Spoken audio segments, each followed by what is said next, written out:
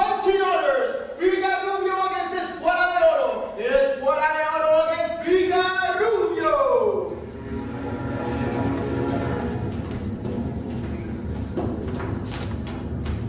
Is that the ship approaching in the distance?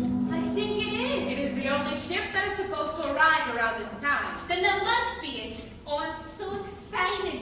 Let me look at the picture again, Mama. How many times are you going to look at it? Many times. We have to make sure we know what he looks like. You just like looking at his face. I think he's elegant and good looking. That he is, but what is essential is that he has good vocal cords, deep lungs, and a strong voice. What's more important is that he has good diction when he reads. As long as he reads with feeling and gusto, I'm content. Look at his face and the way he signs his name. We have a winner! We have a winner! Escuela de Oro is the winner! Escuela de Oro! Winner here! 10, 20, 30, 40, 50, 60. You're a lucky man. Next fight! I'll take 5, 10, 15, $20! Cuello de Jaca against Uña Roja! 80 on Cuello de Jaca. 80 on Cuello de Jaca! 80 on Uña Roja! 80 on Uña Roja! Cuello de Jaca against Uña Roja! Uña Roja against Cuello de Jaca! Don't tell your father, but I took some money from the safe to pay for the lector's trip. Ah, you did well, Mama. Oh, I don't feel a bit guilty. Doesn't your father spend his money gambling? Then I'll do as I wish with my money. I'll spend my money on the best lector we can get. Why, the gentleman who recommended him says he is the best lector west of Havana. Well, I'm glad, because poor old Teodoro used to spit a little too much when he read to us. Sometimes it felt like sprinkles of rain were coming out of his mouth. Bella, the poor man was 80 years old. That he was. Have more respect, he died 3 months ago. Oh, I respect it. But let the truth be told. Poor fellow, for 10 years he read to us. Oh, I loved him. I loved him like an uncle and a grandfather. May he rest in peace. But he should have given up being a lector a long time ago. His heart couldn't take the love stories. He couldn't take the poetry and tragedy in the novels. Sometimes he had to sit down after reading a profound and romantic passage. That's why I liked him, because I knew that he read to us with his heart. But it was too much. It took him 3 months to read the last novel to But it was wuthering nice. None of us wanted it to end, including you. Well, I hope this new lector turns out to be as good as Teodoro, because the last... Look! The ship is getting closer. Oh, I'm so excited. I just wanted to disembark and have him here once and for all. I'm sure he's going to bring new books from Argentina and Spain and France. There's so many ships and stocks in Cuba. We have a winner! We have a winner! Uña Roja! Uña Roja is the winner! Winner here, Uña Roja! 20, 40, 60, 80, 100. 20, 40, 60. Here you go. Ready for the next fight? We have Cola Brava against Falcón de Acero. I'll take 5, 10, 15, $20. Cola Brava against Falcón de Acero. Lend me some money, KJ. How much? 200. I don't lend any money when I'm gambling, and I don't lend any money when I'm drinking. Are you going to make me walk home to get more money? Just give it up. Are you going to make me walk back to my house? It's not a good night for you. You lost all your money. Lend me some money, KJ. I'll pay you back. You're drunk, Santiago. Give me some money and I'll show you my luck. Come on, you got no lucky money. With your lucky money, I'll show you what I can do. And when are you going to pay me back? I guarantee you that I'll pay you back. You've got to give me your word. I'll give you a word. Give me a paper, I'll sign a paper. Give me a thing. No, I don't have paper. Then live out here. What do you mean, look up my Live out here. What the hell? Let me have the soul of your shirt. What are you going to do? I'm signing my name on the soul of you. What for? Proof. Testament that I'll pay you back. See here. S. Santiago. How much are you going to lend? 20. 20. Pagano. I'm writing 100. 100. 100. Days. 100. 100, that's what I wrote.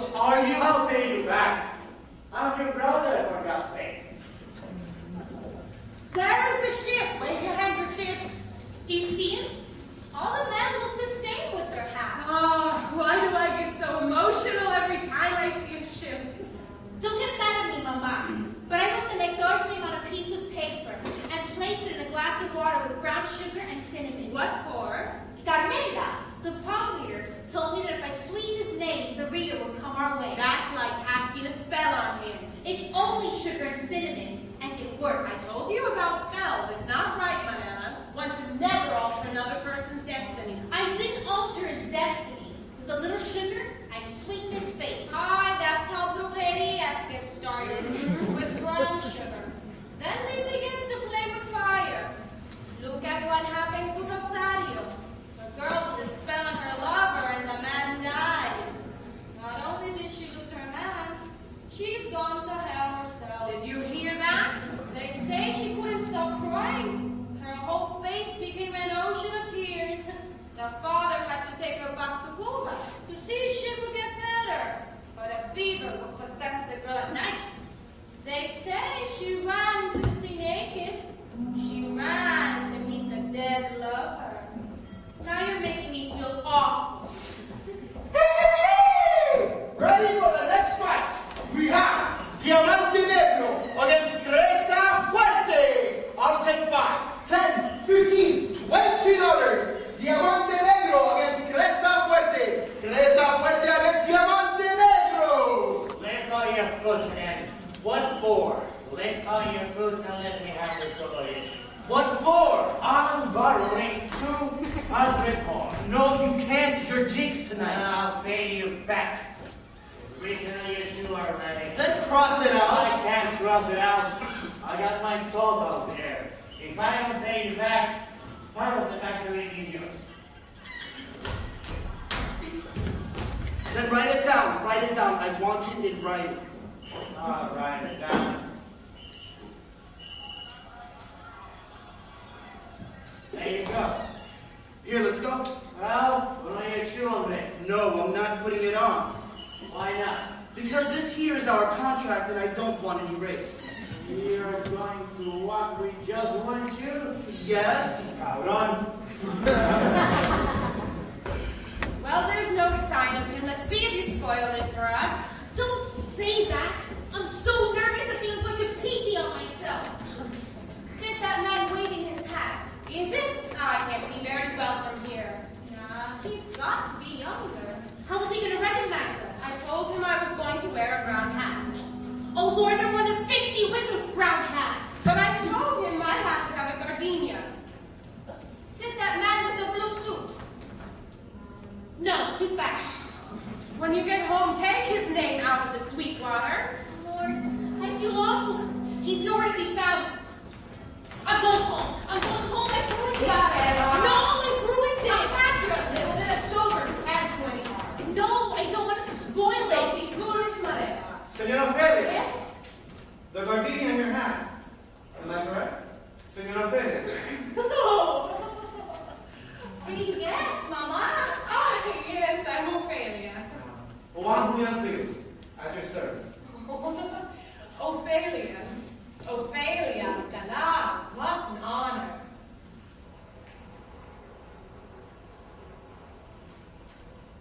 Do you have everything, Senor Julian? Do you have your luggage? I'll have to tell the steward that I found you. Okay, go find him. We'll wait here.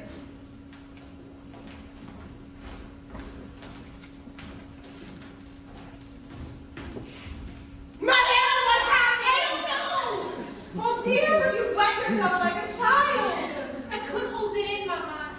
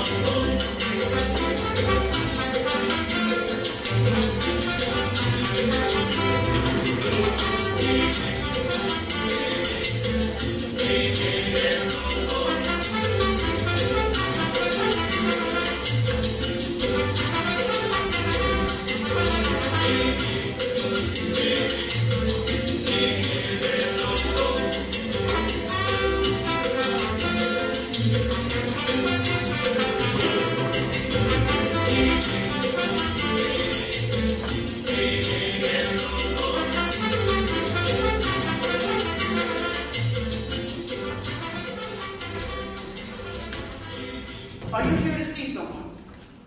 I'm here to see Ophelia. Ophelia hasn't come yet. Can I help you? She told me she'd be here around this time. She should be getting here soon. Can I be of any service? No, thank you. I'll wait.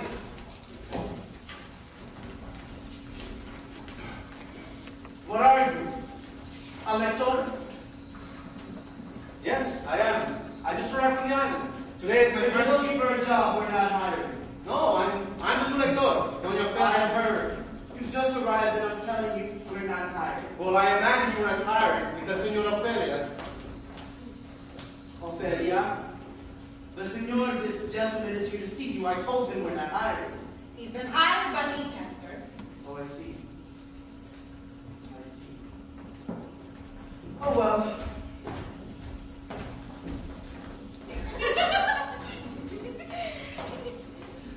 Welcome, Senor Julian. Some of the workers up front told me they already met you. They're very excited with you. Ah, yes. I was talking to the gentleman wearing the fedora, who sits all the way to the right. Tino Bellini. He's the best hunter we have. He's from Napoli. Ah, he has a soft spot for the love stories. He's the one that can be heard singing Neapolitan songs at the end of the day. And I also met Paloma, the gentleman with the gray cap. My husband. He is a roller like us. And then you meet Manola. Is she the lady with the picture of Valentino on top of her hair? Yes, she does the stopping off. She's delighted you are here. Sometimes she is a sea of tears when she listens to the story. And the gentleman with the handkerchief around his neck. That's Torino from Spain. He does the rapping. A nostalgic at heart, wants to go back to his country and die in Granada. And the gentleman that was just here. Chester is a clown. Mariela, we call him Cheche. He is my husband's half-brother. We didn't know he was a part of the family, but one day he showed up at the factory with a birth certificate and said he was my father-in-law's son. So we took him in, and ever since he's been a part of the family, but he is really from the town up north. My father-in-law got around. I think that my presence offends him. Oh, that can't be. Don't pay him any mind. When I entered the factory this morning... Cheche thinks he owns the factory. My husband has given him a little too much power, but it is my husband that really runs the factory. Don't mind him. Cheche has a knack for turning the smallest incident into a loud and tragic event. But I haven't done anything to the man. He doesn't like lectores. He doesn't understand the purpose of having someone like you read stories to the workers. But that has always been the tradition. Cheche is from another culture. He thinks lectores are the ones that cause trouble. Trouble? Why? Because we read novels to the workers. Because we educate them and inform them. No, it's more complicated than that. His wife ran away from home with a lector. Marella, he doesn't need to know these things. But it's true. She disappeared with the lector that was working here. She was a southern Belgian Atlanta, and he was from Guanajuato. Her skin was pale like a lily, and his is the color of saffron. And of course, now Cheche is against all lectores and love stories they read. But he can't put the blame. Cheche thinks the love stories got under her skin. That's why she left. That's enough, Marella. When all this happened, the poor man was angry, desperate, and sad. He couldn't accept reality, so he blamed the lectores and the love stories for his misfortune. If he's ever disrespectful, you should talk to our father. Don't you worry. I'll take care of him. What are you planning to read to us? Ah, first, Tolstoy, Anna Karenina. Anna Karenina. I already like the title. Is it romantic? Yes, quite romantic. Anna Karenina go right to Cheche's heart. Poor man. He won't be able to take it. Well, I could pick another book. I brought many. No. Read Anna Karenina, if that's the book you chose. He needs to listen to another love story, and that the words may nest in his hair, so you can find another woman. How do you like Tampa so far, Julian? Well, it's very, it seems like it's a city in the making. That it is. We are still trying to create a little city that resembles the one we left back in the island. It's very curious. There are no mountains or hills here. Lots of sky, I've noticed. And clouds. The largest clouds that I've ever seen. As if the sky had sucked up the whole sea. And it's all so flat all around. That's why the sky seems so much bigger here in Infant. Much bigger than the sky I have back home. There's so much light. There doesn't seem to be a place where one can hide. One can always find shade in the park. There's always a hiding place to be found. And if not, one can always hide behind lights. Really? And how does one hide behind light? Depends where you're hiding from. Perhaps light itself. Well, there are many kinds of light. The light of fires, the light of stars, light that reflects off rivers, light that penetrates through cracks. Then there's the type of light that reflects off the skin. Which one? Perhaps the kind that reflects off the skin. That's the most difficult one to escape. Ofelia! Ofelia, why didn't Santiago come to work today? He went to Camacho's house. Is there a problem, Chiche? No, I'd just like to talk about, will he come by later? I don't know. What's wrong with your foot? Oh, it's a long story. Did see, you fall? Did you hurt No, yourself? it's I know it's my nothing. feet grow worse each day. If it isn't a bunion hernia, it's an ingrown nail. No, Ophelia, nothing of the sort. Why did you walk? Well, my shoes for work, I took them to the shoemaker yesterday, and they weren't ready today.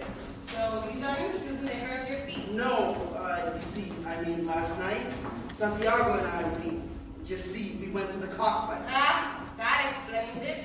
You lost all your money and your shoes. No, I didn't lose my money.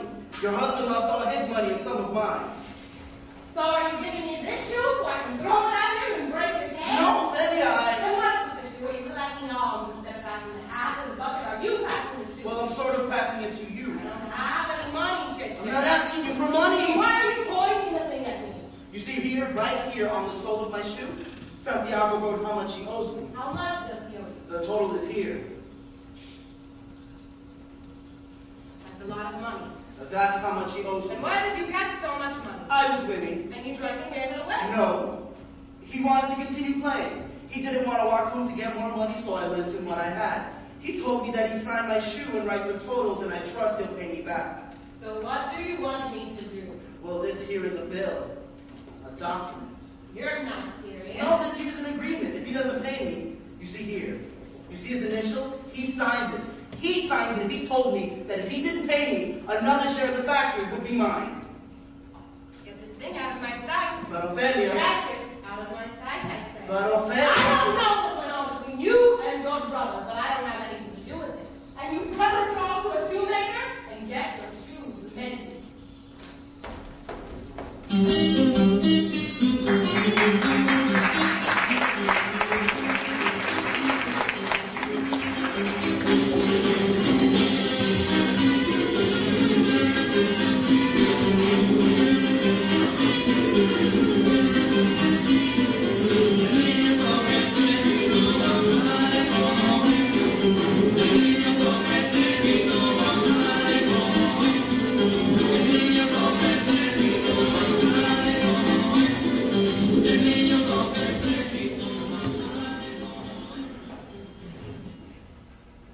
Looking at him, Ana Karenina felt a physical humiliation and could not say another word.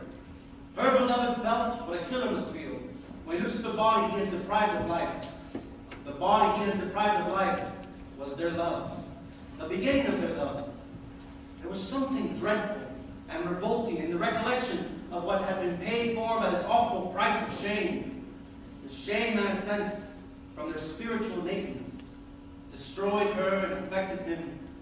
But in spite of the killer's horror, when he faces the body of his victim, the killer must cut the body to pieces and conceal it. He must make use of his gain by his crime. With the same fury and passion as the killer throws himself upon the body, drags it, and cuts it, he covered her face and shoulders with kisses. Yes, these kisses are what have been bought by my shame. That's all for today. From Ana Karenina. Why does he always end when he gets the good part? To keep us in suspense. To keep us wanting more. He really is a fine lector. That's why he's called the Persian Canary, because it's like hearing a bird sing whenever he reads. And can you smell the cold from his handkerchief every time he dries his forehead? The fragrance wraps itself around the words like smoke. Oh, Lord, Exactly what I expected. Now they'll sigh and chat about the love story for hours. I heard that, Shay. Oh, but this is the part I like the most when you start discussing things. For some neat reason, I never hear the story the same way you do. Neither do I. But maybe that's because we're men. You're being cynical. Don't mind him, Marina. No, I'd like to hear what you have to say. You did well, Mama, in sending in for him. Only a fool can fail to understand the importance of having an elector read to us while we work. Well, Shay not very happy with him. That's because Che is a fool. No, I haven't I said that. heard what you told Paloma this morning, and we're not going to do away with elector. All I When I said. lived in Havana, I don't remember ever seeing a tobacco factory without an elector. As a child, I would sit in the back and listen to the stories. That has always been our pride. Some of us cigar workers may not be able to read or write, but we can recite lines from Don Quixote or Jane Eyre. All I said is that I'm afraid we're in for another tragic love story. I like love stories. Me too. I would have preferred a detective story. They're not very literary, Chester. Well, I don't know about you, but ever since he's been reading Anna Karenina, my mind wanders to Russia. Me too. I have dreams, and they're full of white snow. And Anna Karenina's dancing balls Vronsky. Then I see them in a little room, and all the snow melts and heat of their body and skin. And I just want to borrow her cloak from my friend, Ugi Salazar, and go to Russia. You chose the right book. There's nothing like reading a winter book in the middle of the summer. It's like having a fan or an ice box next to you to relieve the heat in the glorious nights. Help me with the boxes. And what was that last line? And as with fury and passion, the killer throws himself upon Upon the body, he said, and drags it and cuts it. He covered her face and shoulders with kisses. Does it mean that when you're in love, your body is stolen from life? No, the body robbed of life was their love, the love that Anna felt for her beloved. Must be terrible living that way. Why? How the three of them lived. Anna, her husband, and the lover. It must have been a nightmare. Of course not. Yes, Anna said it herself. It's like a curse, she said. She was talking about it at the end, when she said that her kisses had been bought by her shame. She's got to be miserable. Miserable. Enraptured, maybe. You don't listen to the story, Marina. Of course I listen to the story. And you ought to know it's mystery for her. It's pure agony for Anna Karenina's husband, and for the lover, too. They probably wouldn't be able to endure it any longer if it weren't for some kind of hope. Then why would she take on a lover? She has no choice. It's something she can't escape. That's why the writer describes love as a thief. The thief is the mysterious fever that poets have been studying for years. Remember Anna Karenina's last words? She never remembers anything. I do. I just don't cling to every word the way you do. I don't try to understand everything they say. When Juan Julian starts reading, the story enters my body, and I become the second skin of the characters. Don't be silly. We can always dream. Ah, yes, but we have to take a yardstick and measure our dreams. Then I'll do a very long yardstick, the kind that can measure the sky. How foolish you are, Marina. No, everything in life dreams. A bicycle dreams of becoming a boy. An umbrella dreams of becoming the rain. A pearl dreams of becoming a woman. And a chair dreams of becoming a gazelle and running back to the But forest. my child, people like us, we have to remember to keep our feet on the ground and stay living inside our shoes and not have lofty illusions. Ah, good. Workday has come to an end. I have broke more than 200 cigars today. And I butted more than 1,000. That's what I like about putting the bands around the cigars. It's like marrying all these men without actually seeing them. Men marry their cigars, my dear, and the white smoke becomes the veil of their bride. My mother used to say that when a man marries, he marries two women, his bride and his cigar. Are you coming, Coquita? No, Paloma and I are working till late. We'll see you for dinner then. Adios. Adios. Till later, Paloma. Adios.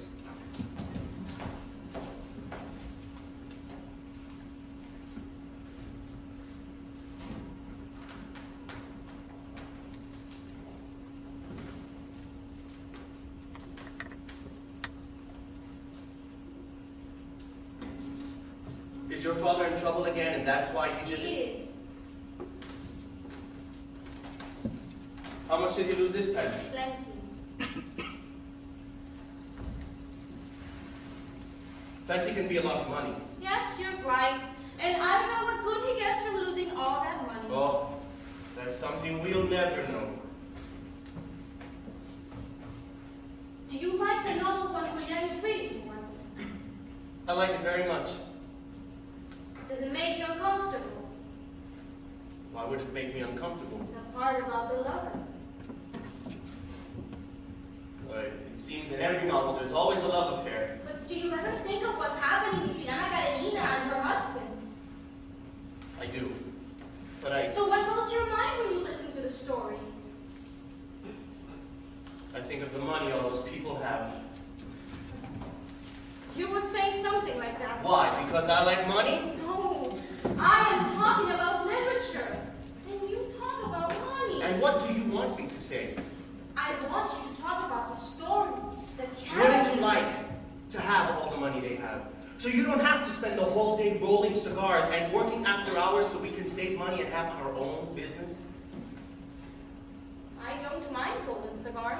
What's so good about rolling cigars? My mind wanders to places. What places? Places and things money can't buy. Money can buy everything. Not the places I go in my mind. And what kind of places are you talking about? Places made of dreams.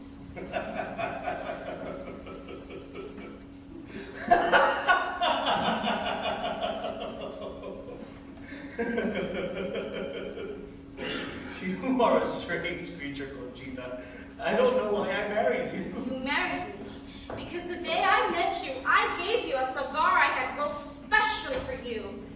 And when you smoked it, you said that I had slipped into your mouth like a pearl diver. I told you that? Yes, you did. After blowing a blue ring of smoke, and the words lingered in the air like a zeppelin, and I said to myself, I could fall in love with that mouth.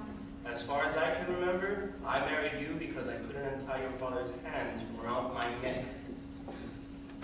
That explains everything. You never really cared for me. Are you trying to start a fight? No, I am trying to have a simple conversation with you about a love story, and you are being foolish.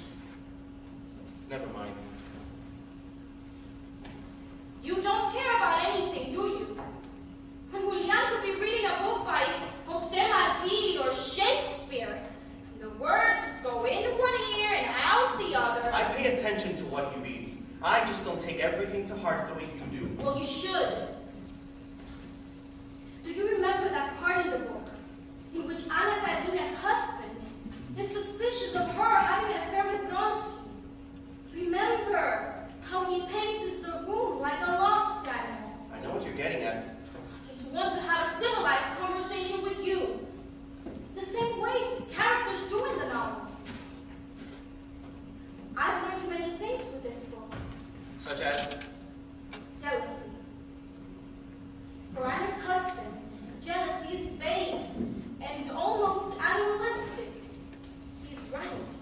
He would have loved her to think that he's capable of such vile and shameful emotions. But you can't help being jealous. It's part of your nature. Not anymore. Well, that's a change. I can see the husband so clear in the novel. How the thoughts would take shape in his mind, as they have in my own mind. I mean, not the same. No, not the same. Because he is an educated man surrounded by culture and wealth. And, well, I am just a cigar roller in a factory. He is well-bred and sophisticated. I barely get by in life. But with this book, I am seeing everything through new eyes. What is happening in the novel has been happening to us.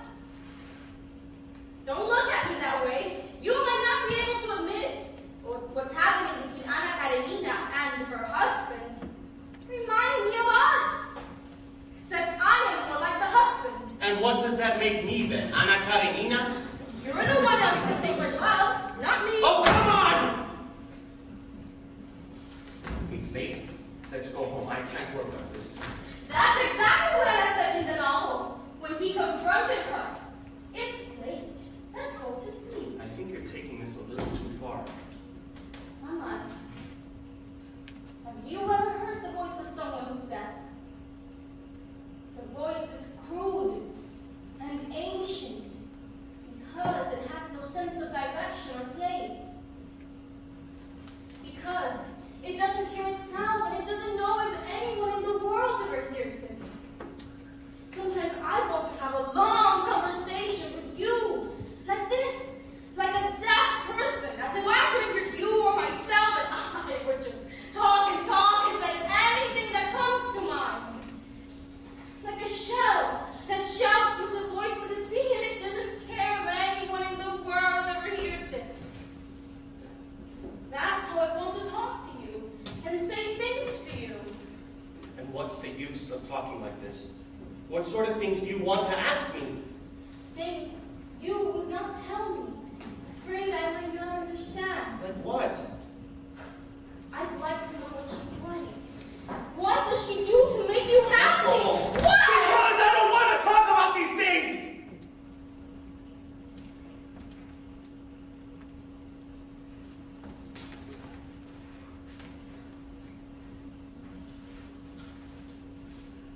What's going to happen to us, Palomo?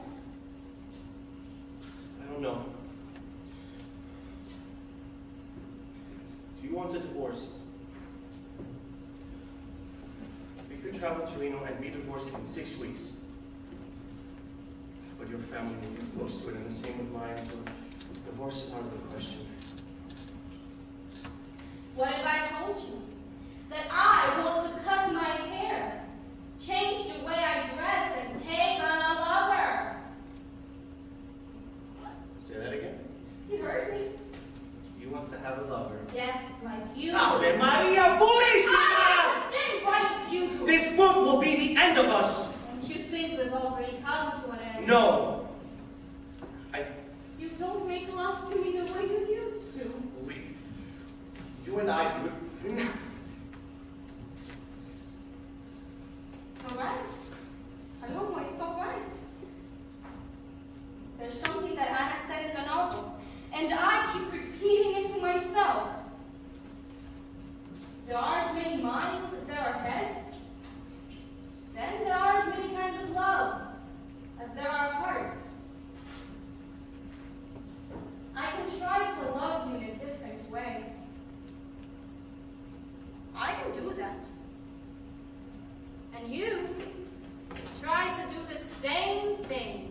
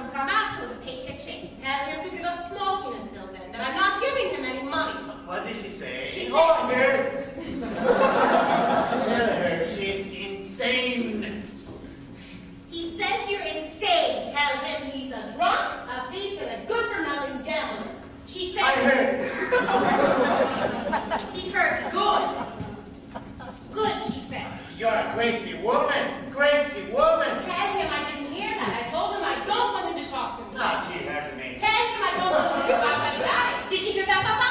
She doesn't want to hear body ganes. Tell her.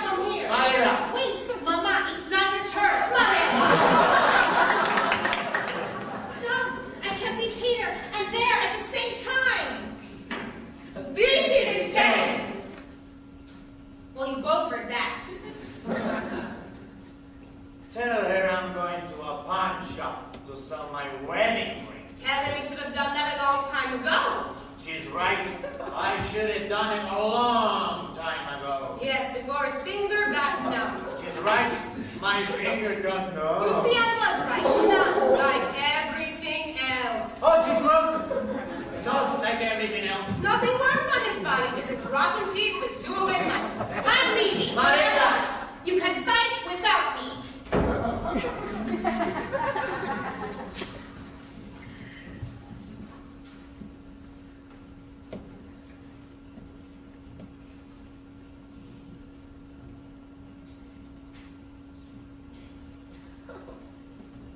I've been listening to the new lector from up here. You have? He's good. He has a solid voice, and I like the novel he's reading. Yes, a solid voice he has. And I like the novel too. I especially like the character that lives in the countryside. Yes? Yes, him. The one that has the farm. Yes, the one that has the farm. What is his name? His name is Levine. Oh, that's right, Levin. The one that lives in the forest surrounded by trees. That Levin reminds me of me when I was young, and my father left me to run the factory. It seems as if Levin has dedicated his whole life to his farm. Yes, he is a dedicated man. Oh, I used to be like him. Yes, you used to be like him. I like the part in the book when Anna's brother is going to sell the estate next to Levin's property, and Levin counsels him not to sell it. Yes, that is a good part. And I can't believe you almost gave another share of the factory away to J.J. Yes, you're right. I lost my mind. I shouldn't drink. That's right, drink you shouldn't. That's an idiotic thing to do, give away another share of the business. J.J. doesn't know what he's doing. He's like a scarecrow. He's talking about bringing in machines and replacing some of the workers. You need to go back to the factory. Yes, you're right. Factory, I need to go back. Santiago, what's eating you? You haven't gone to work.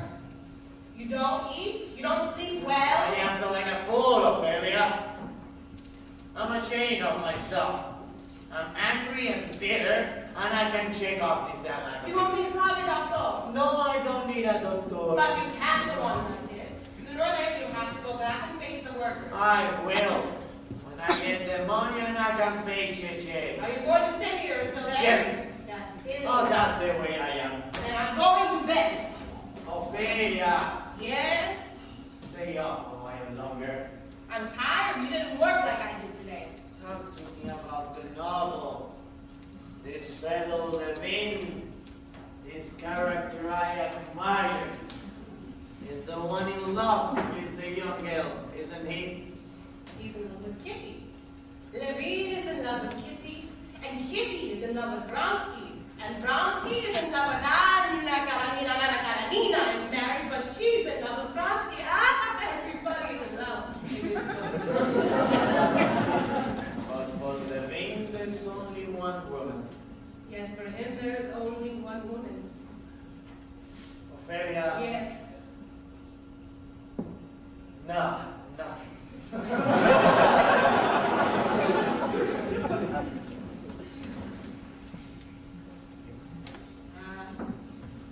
This night breeze is making its way to us again. There's nothing like this Tampa breeze. Always a punctual visit around this time. You know, Ophelia, when I gamble, I try to repeat the same motions. I try to repeat everything I did the day I won. And when I lose, I try to take inventory of everything I did wrong. I think to myself, did I get up from bed with my leg foot first? Did I forget to polish my shoes? Did I leave the house in a state of disorder? Was I unkind to someone, and that's why luck didn't come my way? Lately, I've been in a fog, and I don't know what to do. Every time I lose, I feel that something has been taken from me. Something bigger than money. I see a line of little ants carrying breadcrumbs on their backs. But the crumbs are taken away, and my pride, my self-respect, my dignity.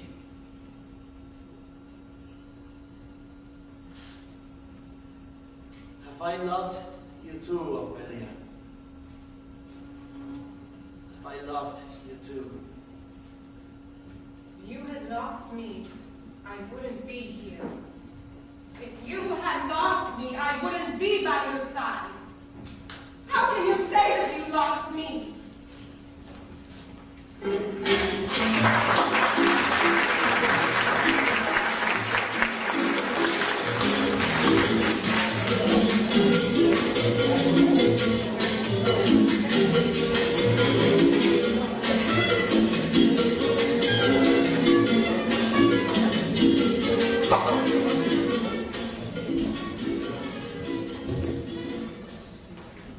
I don't really like cities. In the country, one has freedom. When I'm in a city, I feel asphyxiated. The air feels thick and dense, as the buildings breathe and steal away the oxygen. As my father used to say, living in a city is like living inside the mouth of a crocodile. Buildings all around you like teeth, the teeth of culture, the mouth and tongue of civilization. It's a silly comparison, but it makes sense to me. Every time I go to a park, I'm reminded of how we always go back to nature. We build streets and buildings. We work 5 to 6 days a week, building and cementing our paths. And down come tumbling trees and nests, a whole paradise of insects. And all for what? On Sundays, we return to a park where we can still find the greenery, the verdure of nature. Yes, you're right. I don't know what I would do without my walks to the park. Why did you choose to read Tolstoy? Because Tolstoy understands humanity like no other writer does. Well, that's a good enough reason to read him. Someone told me that at the end of his life, when he knew he was going to die, he abandoned his house and was found dead at the train station. The same as, or perhaps I shouldn't tell you this. No, he was probably on his way to visit God. That has always been my suspicion. Pardon me, but I must go.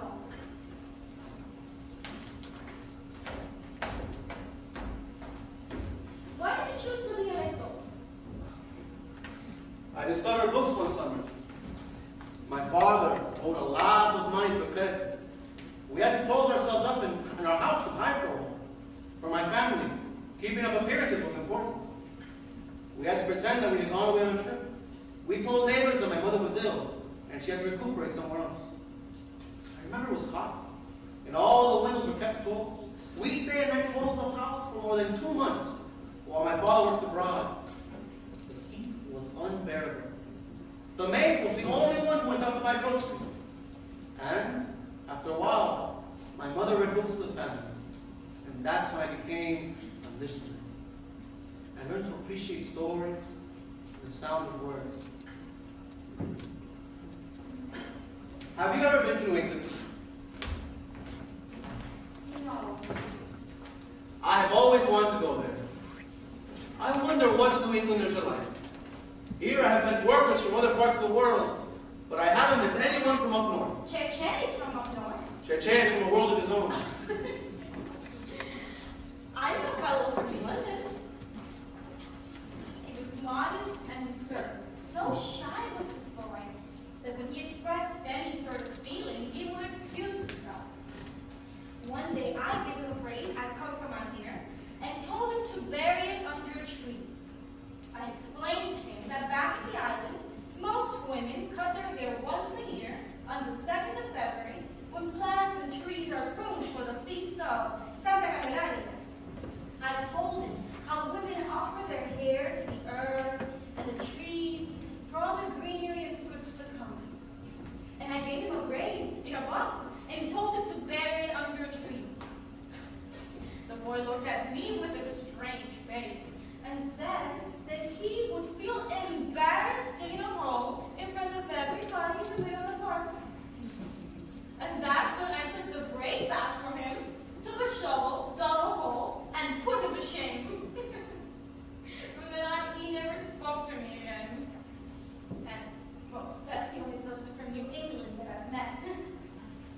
And do you still cut your hair on the 2nd of February?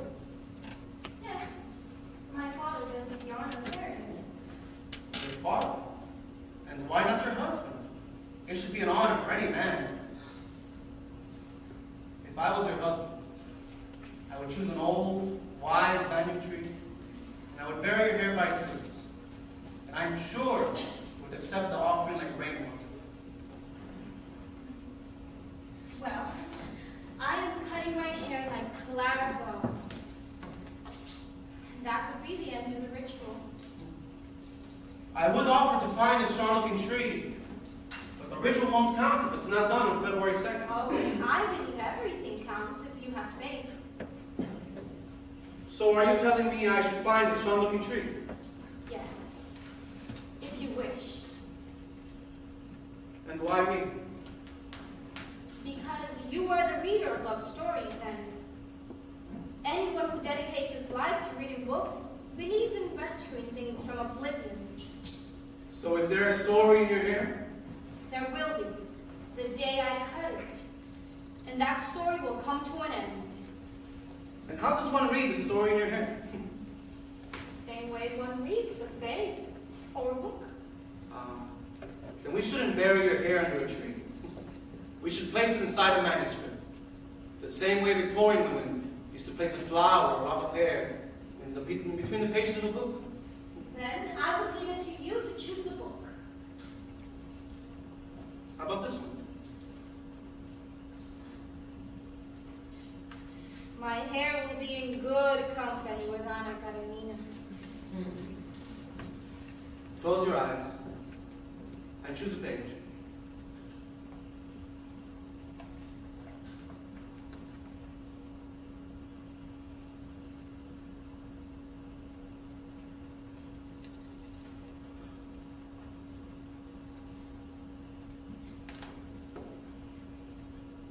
At first, Anna sincerely thought that she was annoying because he insisted on pursuing her. But very soon after her return from Moscow, when she went to an evening party where she expected to see him, but which he did not attend, she came to the realization with the sadness that overwhelmed her that she was deceiving herself.